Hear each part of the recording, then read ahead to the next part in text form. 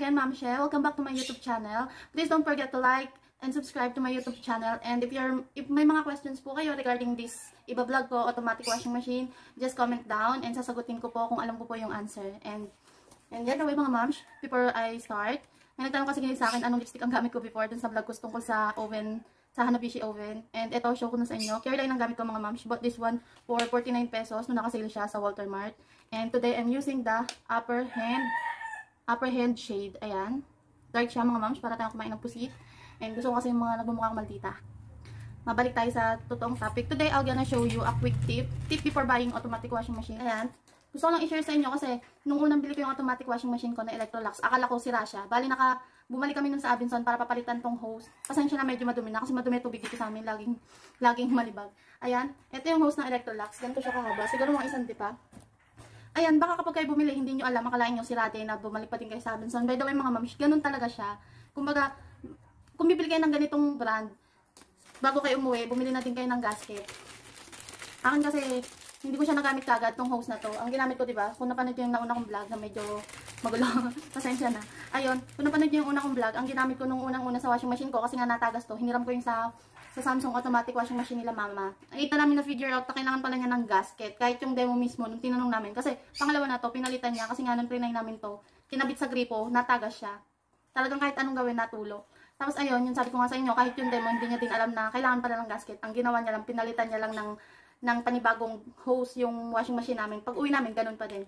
And then, ito, hindi ko alam saan ito nabili ng asawa ko. Nagdala lang nito ang aking asawa. Yung tawag dito ay silicone gasket. May vlog na din ako na ito sa YouTube channel ko na, yun nga, ito ang kailangan. Ganda mga moms.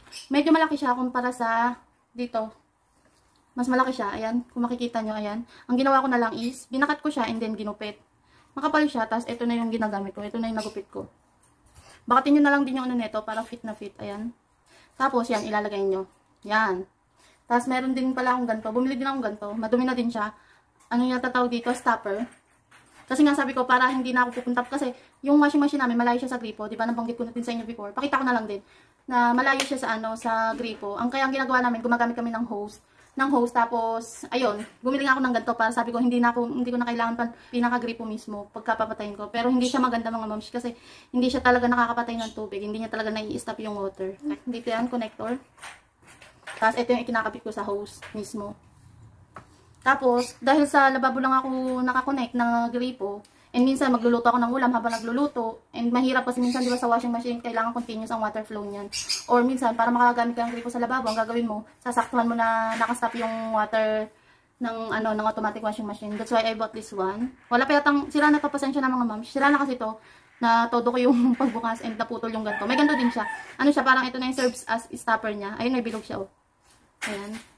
Wala pa yata 100 plus to mga moms. Binili ko to para magamit ko yung gripo namin na ginagamit siya sa automatic washing machine at the same time pwede ko ding gamitin siya. Halimbawa, maghugas akong plato sa lababo.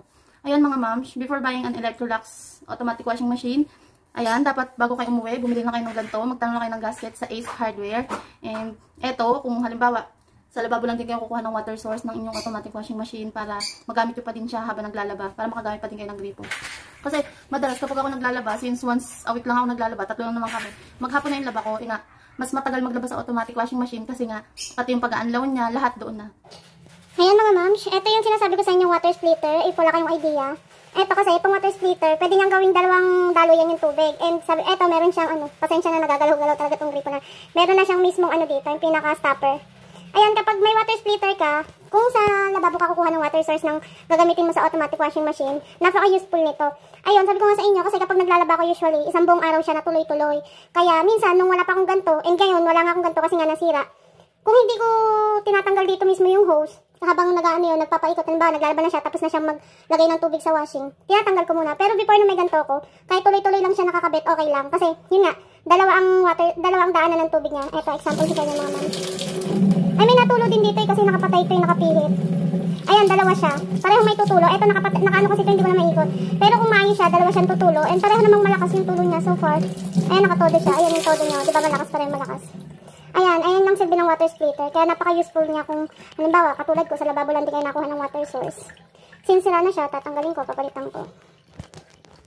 Bale, ito yung sinasabi ko sa inyo na nagamit lang ako ng hose. Ayan, ito yung lababo namin. Pagpasensya nyo na medyo nangingitim na part, hindi na kasi natatanggal yan. Alam nyo naman kapag nagre-rent lang. Ayan, yung hose. Mahaba din yung hose namin. And dito ko nilapit yung washing kasi nandyan yung saksakan. Ayan, ito yung sabi ko sa inyo, gumamit lang ako ng connector. Tapos ito yung hose ng ano. Ginawa na namin ng paraan kasi mag-request pa kami sa may-ari ng ano, ng lagyan ng gripo dito, which is alam namin hindi naman maano kasi magastos din. Excuse my host mga ma'am, singinat nga to ng mabait naming Maligator na Belgian Malinois. Napakatindi nun, lahat ninangat-ngat. Ginawa na ng paraan ng asawa ko kasi sayang nga naman. Dito lang naman sa part na to, nilagyan niya ng ano. And so far, so good. Wala na siyang tulo, diba? Madiscarding tatay. Ayun na mga moms, mag-start na ako sa paglalaba. Ayan yung washing machine ko, maganda pa naman, sobrang ganda niya pa din. Wala pa naman siyang sira. More than a year na to, I think nung May, nag 1 year na siya. Ayan. At bale ito, kasi kinukonsider kong mga anak yung mga gamit na nabibili namin. Ayan. Meron naman akong manual. Minsan nga gusto ko mag-manual, kaya ang hirap kasi buhat-buhatin, ilapit dito sa may saksakan, tapos medyo makalat kasi nga masikip na dito sa kusina. Ito yung manual namin. Ayan. Ayan mga moms, start na ulit ako. Bali, ayan, naisaksak ko na siya. Tapos, eto, ginagawa ko kasi hinahawhawan ko muna siya. I-on muna natin siya. Tapos, kapag hawhaw, since konti lang naman yan, gamit lang yan ng baby ko. Lagi kong ginagamit mga moms manual. Ayaw kasi nung nagano na, tawag dito, yung automatic na. Gawa ng saglit lang yung laban niya. Ayan, pakita ko sa inyo parang mag-manual. Dahil konti lang yan, 4 lang ang water level. Tapos, eto, dahil hawhaw lang naman gagawin ko. Gawin kong 6 lang, 6 minutes. Tapos, tatanggalin ko to. Para matanggal dyan. Kasi, di ba isang hawhaw lang naman. Ayan. Tapos, short ko lang. Wala kasi siyang drain. Kaya, para matanggal yung tubig, spin talaga. Tapos, short lang. Eto mga moms, kaya hindi ko na nilagyan siya ng ano dito. Kasi, automatic kapag may oras na yun, iikot na yun ng isang ikutan. Yung parang yun yung isang laba. Yung laba na may sabon. Tapos, ayan, nasa short na siya. Regular lang. Tapos, clean tab lang lagi. Pwede mo yung tanggalin. Pwedeng nandyan. Maganda naka-clean tab kasi yung pinakalas na banlaw niya, sabi nung demo, ipalilinis niya daw dun sa may ilalim ng washing machine. Tapos ayan, start lang tayo mga moms. Ayun yung tubig niya mga moms, kung nakikita niyo.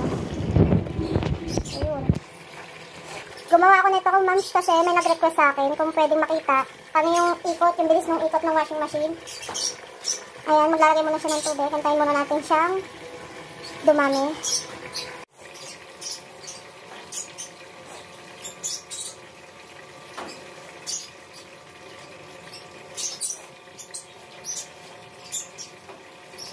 Dagdag ko na din mga moms kasi itong Electrolux na may model, ewan ko kung lahat ng Electrolux may ganun. Basta, itong automatic washing machine ko may child lock siya, childproof.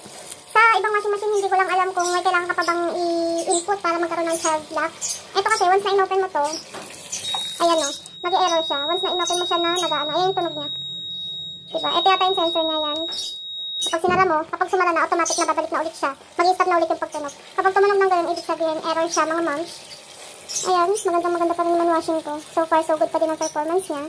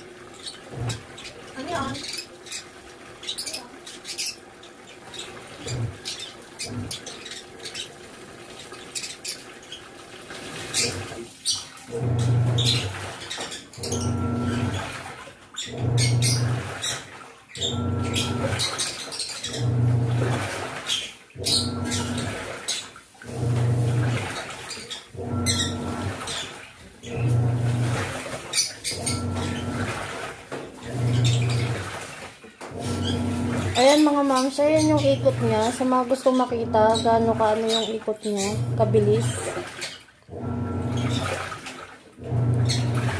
May decolor kasi damit yan ng anak ko. Isang labahan ko na lang yung mga damit ng anak ko eh. Tapos yung ibang puti naman, hindi naman madumihan gawa, hindi naman naglalabas ngayon yung anak ko. Kasi hindi naman nakupas yung mga decolor, kaya okay lang isama siya sa mga white.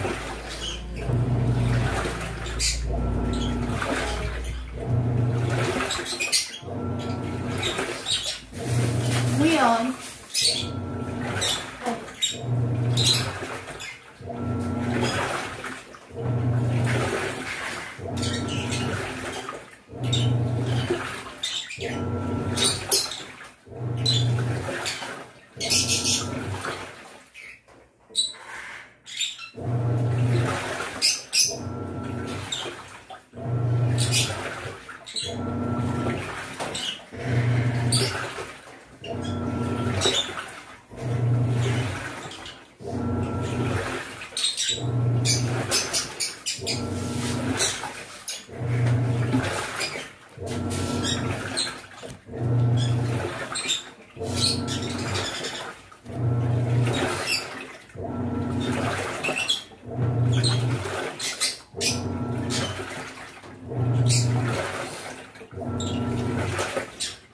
itong ginagawa ko ngayon mga moms, ito yung how-how, diba? Ewan ko kung lahat ba tayo nagaganan. Ito yung nakaugalian natin na before siya sabunan, how-hawan muna. Lalo kapag damit na mga yung panlabas, yung madudumi yung magikabok para kahit paano mawala yung maitim na katas.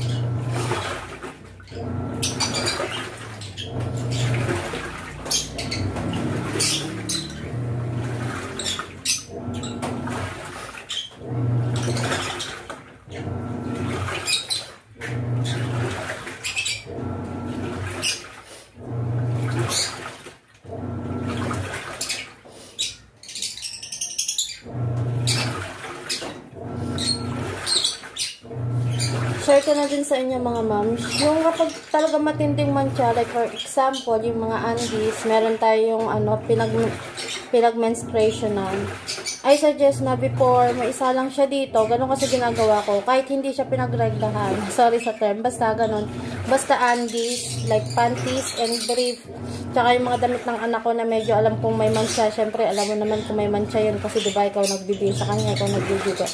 I suggest na bago mo siya isalang dito, is kusutin mo muna, i-hand wash mo. Ganun ginagawa ko sa mga undies, tsaka sa mga may manchang damit. Para malinis talaga. Kasi yung, alam naman natin lahat ng mga ganitong automatic washing machine is hindi naman siya totally nakakatanggal ng mancha. Nakakalinis lang siguro yung mga amoy, yung mga alikabok, pero sabihin mong may mancha, na kailangan patakan ng mga bleach, ayun. Kaya I suggest na i-hand wash muna kasi baka ma-disappoint ka, hindi yung kayang tanggalin dito.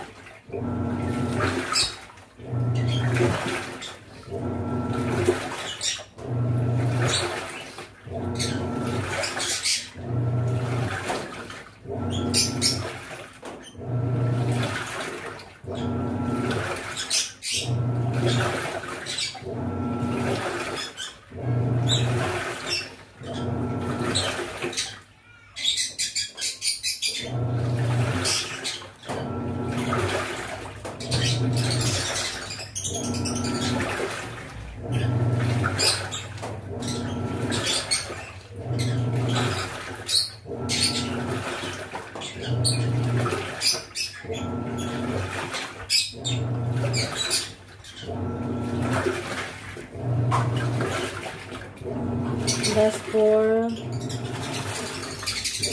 minutes and magda-dry na siya.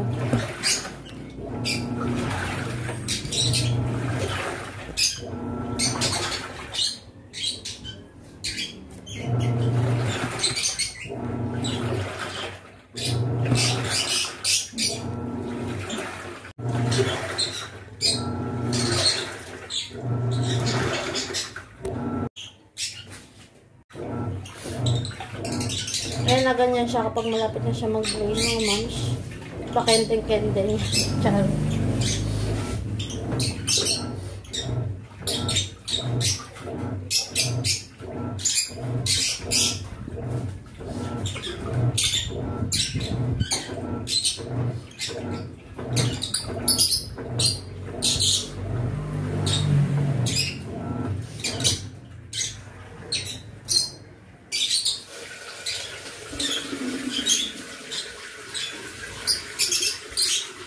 Nagde-drain na siya mga moms. Papunta na siya sa steam. And ayun. Past 3 minutes. Ewan ko kung minutes talaga siya. Never ko pang na-try orasan.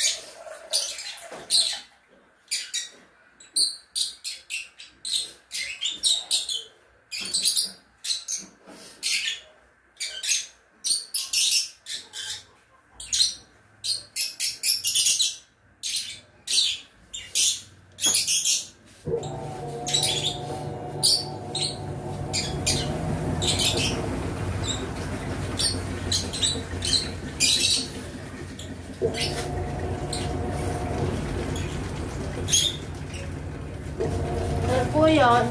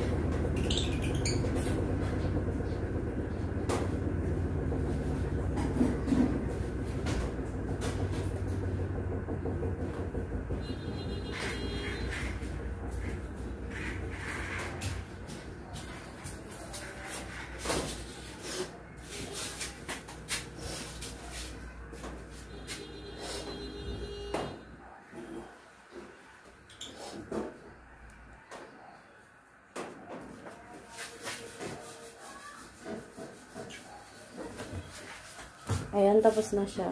Last 1 minute. Stop na yun, hindi na iniikot.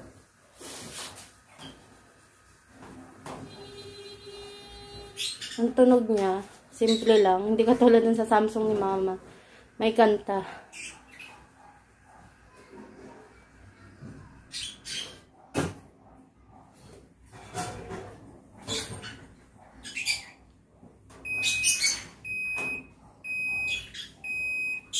Yan ang indication na tapos na siya. And then off. Again, this is not a paid advertisement. Charot. Ayan. Powder na kasi ginagamit ko. Lagayan lang yung Ariel dito, mga ma'am. Ay, mga ma'am, nakabili kasi ako ng isang balding Tide. Isang balding Tide from SNR. Nagpasabay ako. And mura siya. 899. May balde pa. Sa supermarket kasi 1,000 plus yata yung ano eh. Yung 10 kilo. Dito kayo lalagay.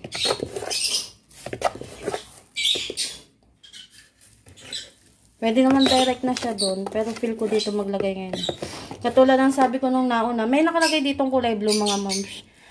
Since ang nakalagay doon, tanggalin siya kapag detergent powder ang gagamitin. Kaya tinanggal ko na. Ayan pa. Diba nabagsak din agad. Ayan, pagpagin mo na lang yung mga nangalaglag. Kasi itong gantong lagayan, pang liquid talaga siya. Kaya di may iwasan magkayat-kayat ba. Ayan na. Tapon-tapon tayo. Sasara ko na siya. And then, magma-manual input ulit ako. Again, kung gusto nyo mga mams yung automatic lang, pagkasaksak mo, and then pag open mo ng water, start mo na lang to. Automatic na yun. Wala ka na ibang pipindutin. Dahil nabibilisan ako masyado sa pagsasabon niya, kaya I always use manual. Ayan, katulad ng ginamit natin kanina, 4 lang ang water level. Tapos, dahil sasabunin na siya, gusto ko mas matagal. 15 ko siya nilalagay. 15 is the maximum, while 6 is the lowest minimum time. Ayan, 6, 9, 12, and 15 lang ang time niya sa minutes. Tapos yan, times tong banlaw. Bali, 3 beses siya lalabhan dito. Yung isa, yun yung pinakamay sabon. Tapos yung dalawang dyan, yun yung anlaw. Mamaya mag-a-add na lang ako ng water pagkatapos ng laba. Yung wala pagkatapos ng may sabon. Kasi mas gusto ko yung maraming tubig kapag nag-aanlaw. Gagawin ko siyang 6 mamaya. Tapos eto, short ulit siya kasi lalagyan ko pang pubcon yan. Eto, regular lang. Tapos clean tab. Nakaganyan lang siya lagi. And then, press the start button.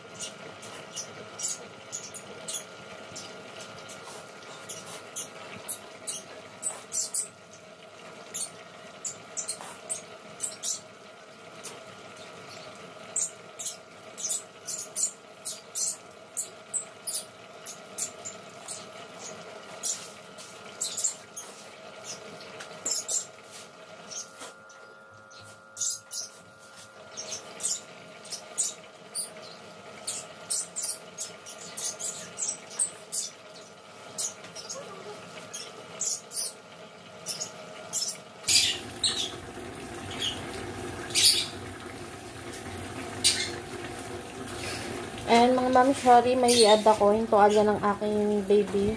Sasama ko na din sa damit niya. Dadagdagan ko na din siya ng water since malaki ang towel.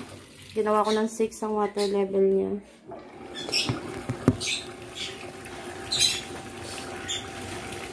Tuwalya lang naman yan ng baby ko, ng aking nag-iisang Junakis.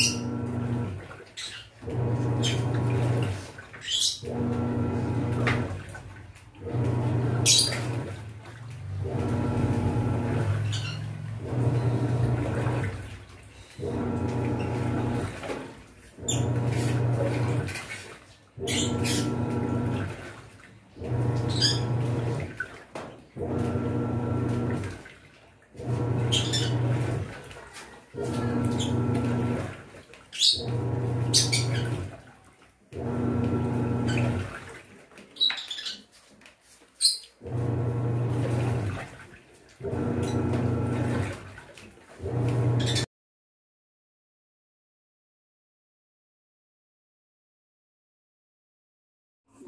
mga ma'am, share ko na din kung paano ko nililinis. Hindi ko alam kung talagang linis ba tawag dito, pero kahit pa paano, natatanggal ko yung mga dumi niya. Eto, every after lab ako, tinatanggal ko to. Yan. So you can see, tada! Diyan naiipon yung mga fiber fabric, yung mga himulmul ng mga damit natin. Yan. Tapos sa kabila din, meron pang isa. Tadaan! Hindi mo siya maanon. Minsan ginagawa ko, every once a month, inaanuhan ko siya ng baking soda na may tubig. Level 8 na tubig, tapos paikutan ko siya ng 15 minutes. Eh mga mams, eto kasi hindi mo siya malilinis, kunin mo na lang. Ginagawa ko minsan, pinupunasan ko siya ng wipes.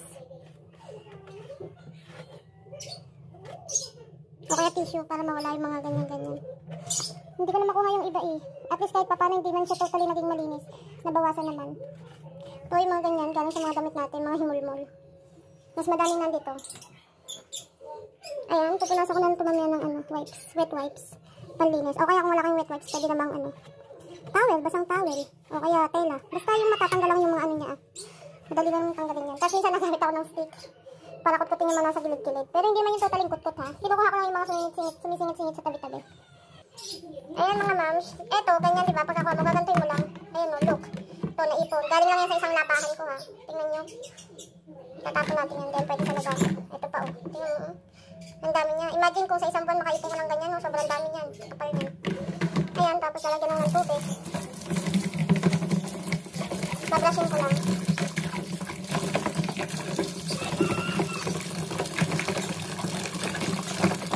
Natatanggal din to mga mams. Eto. Kasi eto. Wait lang, tanggalin ko.